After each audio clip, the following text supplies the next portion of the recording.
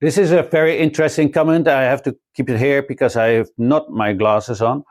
This person says there may be some oppression in China, but I do not believe the way the US propaganda has made it out to be. Compared to Americans' helplessness for a good government, I think they are much better off. This is your favorite half Chinese. There's a couple of things. I like the way that this person phrases his comment. It's very decent and also thoughtful. However, there is a couple of things that I want to address. I want to first give something for the new year, and that is just a small part of wisdom. When we are not sure about something, we should be telling ourselves that we do not know. And this person says, I think there might be. No, we should start to think in the following way. We either know or we do not know. And that is the truth, because only when we are doing it like that, then we can be free of propaganda. Because the propaganda will be there, but it will have no reason to subjugate and ground in your mind, because your mind always will be, I need to have evidence. And soon you will be doing your own research to find out a lot about the things that you thought. When I started doing this, then whole sets of beliefs I just had to let go of. And this is how I came to the truth. So this is my gift to everybody.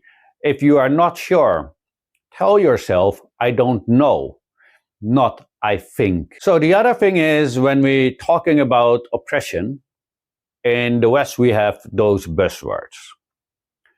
Freedom, democracy, oppression, right? We hear it every day, especially when we're talking about other nations. First of all, we need to understand that all governments essentially are the same. They put certain laws in place, certain policies in place, and the people, the majority, need to listen to it and obey the law. If not, you will be punished by the law. And if you do not listen, then the people of the law will come and get you and force you to listen. And this is forcing, right? So in that way, all people in the world are actually being oppressed because they need to obey the law. Now, I'm not telling you that there's something wrong with the law, but you need to understand the idea of oppression, right? It is a small group that decides what we are allowed to do or not allowed to do. Having said that, that's also taking away from your freedoms. Having said that, now we can move on to how China's new system is. There, they are polling what the people want, and then they draft a law or policy and put it on the internet. Now the people can make their adjustments, approve it or disapprove of it, and whatever it is that they wish, the government will execute their will. So now, especially with the new laws, I do not know how it would be working with the old laws, but when it regards new laws and policies, all the people had a say in it. Therefore, we can say that those new laws and new policies will not be falling under the category of oppressing another group, since they had, their own say in it.